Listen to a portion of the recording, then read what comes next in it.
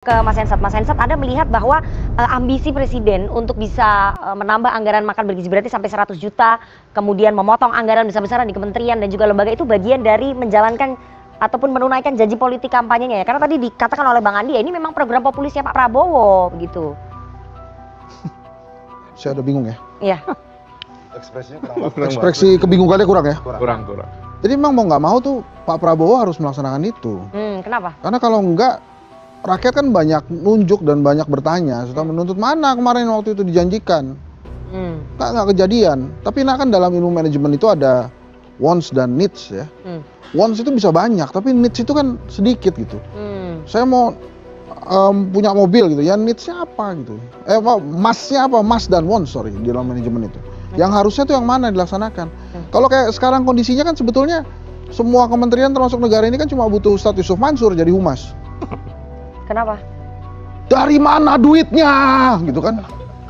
Itu yang penting kan. Oke. Jadi sekarang itu bertanya, Ya. tuh uangnya nggak ada, terus mau gimana? Terus anak nanya terus, kita semua bingung kan, makin bingung. Tadi saya tambah bingung, 1.300 triliun, kan tadi udah defisit 600 triliun, dipotong cuma 300 triliun, Kurang. maka masih kurang 300 triliun. Narik utang baru 700 triliun. Iya, terus pajak baru 50 triliun kalau nggak salah masuk. Nah terus mau gimana ini? Jadi kita utang 1.300 triliun. Iya, nah, jadi maksud saya waktu ini saya nanya ke Bang Nasir juga, betul itu tadi pertanyaan anak. Waktu ngatur APBN 2024 tuh gimana sih? Sampai kemudian sekarang tuh ternyata Bisa defisit banyak gitu. defisitnya banyak. Terus gini, bayangin yang baru jadi menteri, baru dipisah nih, Ya. gedung baru jadi, ruangan baru jadi, baru mau kerja, uangnya nggak ada. Mau pinjem nanti dituduh macam-macam. Dituduh budak oligarki lah, dituduh ini, dituduh itu. Kalau saya sih apresiasi tuh Pak PU itu. Kenapa? Jujur dia. Jujur. Ya emang gimana sih di blog ditanya-tanya ke saya. Gitu atau misalnya Pak Treng gitu ya, ditanyain pagar laut gimana? Gimana sih kan sekarang udah LPG nih, kok ditanya-tanya lagi pagar laut? Itu adalah bentuk kebingungan para menteri-menteri itu menurut saya. Justru mestinya ditanya Keputusasaan ya dari para menteri. Oh gitu ya, Naya, putus asa ya. Iya, tar lihat putus asa soalnya para menteri Jadi itu. gini, balik ke yang tadi, Nak. Iya. Jadi pemerintah tentukan lah mana yang must dan mana yang wants. Kalau emang must, ya harus dilakukan. Yang wants ini nanti aja. Mau beli mobil, wants-nya apa? Ada mesinnya bisa jalan gitu. Masalah AC, TV segala macam belakangan. Jadi program makan bergizi gratis ini apa? Wants? yang Bukan mas ya? Karena ini program prioritas program kampanyenya Pak Prabowo ini. Itu pertanyaannya Nana, laporin ke Mas Wapres. Kan dia bikin tuh, lapor Mas Wapres. Jadi Mas Wapres, ini yang mas dan wants ini yang mana? Supaya dia juga jawab tuh. Jadi ya sorry kalau gue tambahin begini, nggak bisa lu pakai contoh India, nggak bisa lu pakai contoh Udah Jepang. lama itu. Pas.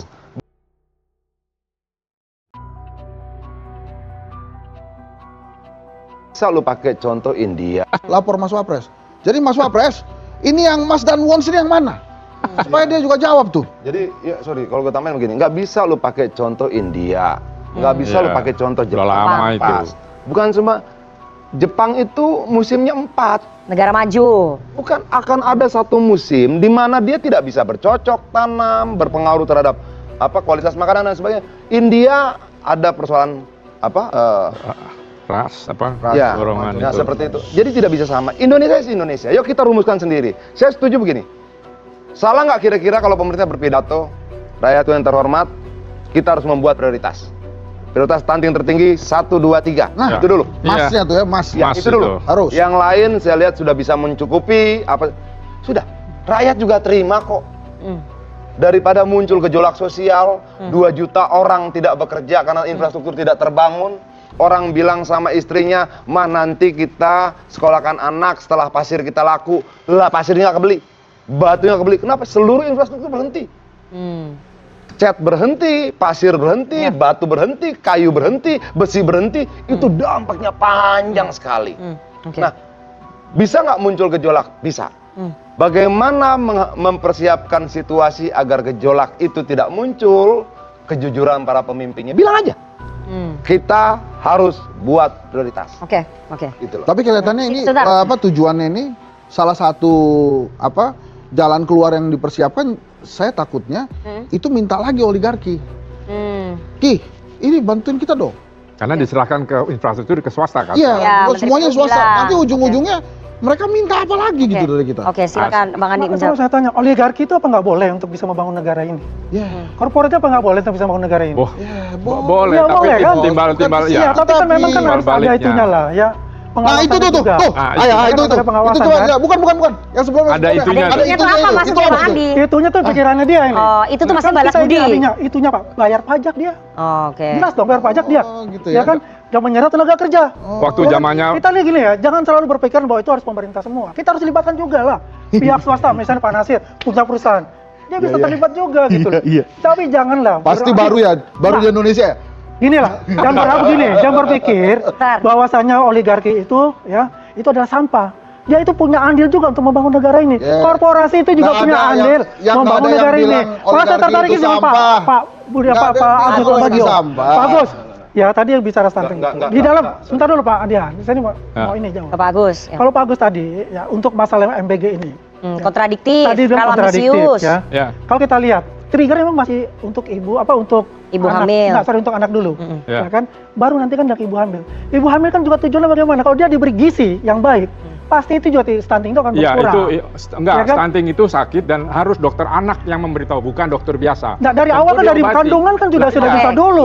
Kalau sudah jadi bayi sudah ini ya stunting ya. Tapi dalam kandungan kalau dia diberi gizi yang bagus itu tidak akan. Enggak, gizi bagusnya enggak. Jadi keluarnya itu harus jangan dibilang kurang gizi, dia sakit gizi. Itu yang tidak dipakai. Saya punya 14 di 15 desa. Ya, semuanya sakit gizi dalam 4 bulan selesai tapi dikasih obat. Oke, itu dalam kembali lagi ya, kita nggak bicarain stunting nih, kita lagi bicarain MBG. Enggak, mungkin ada yang oligarki tadi tuh. Oligarki. Oke, sebentar Bang. Gini, sorry. Kita itu tidak pernah melahirkan entrepreneur sejati. Oke. Oligarki kita bukan lahir karena jiwa dan pertarungan entrepreneur dia. Tidak. Tapi karena fasilitas, proteksi negara. Mau kita ceritakan satu persatu nama oligarkinya dan sejarah mereka berdiri? Oke? Kalau kita omongin, ribet nih bos.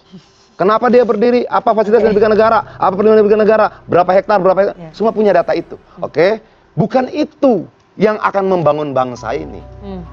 Itu loh. Bukan kita anti pengusaha, tidak. Pengusaha-pengusaha lah. Silahkan. Tapi mereka sudah mengambil terlalu banyak dan mau mengambil lagi dan mau mengambil lagi, itu problem. Ya itu maksudnya law enforcement-nya. Makanya gue bilang ke lu, oligarki kita sejarahnya tidak sama dengan entrepreneur Jepang, entrepreneur Korea, entrepreneur Eropa, nggak sama. Itu. Oke, kembali lagi tadi, silakan. Ya, tadi juga yang mengenai MBG ambisius, kemudian kontradiktif. Kalau MBG ambisius ya, itu kan persepsi mereka, ya para narasumber. Pasti pemerintah itu sudah memikirkan gitu loh. Dari mana sumber dananya ini? Ya, nggak ujuk-ujuk bahwa itu ada. Keinginan dari lagi kebingungan sekarang. Iya kan? Lagi kebingungan ini sekarang. Ya, itu tadi kan dapat 100 triliun dari pemotongan anggaran ini. Ya, dari pemotongan anggaran itu apakah 366T itu dibawa ke MBG? Kan enggak juga. 100 diambil. 100 kan diambil, tapi ada 71 sudah ada. Itu dana dari Kemenhan. Ya tinggal cari tambahan itu. Mungkin dari potongan itu. Ya kan? Nah, yang lainnya itu tinggal bagaimana masing-masing kementerian itu mengecek mana yang skala prioritas.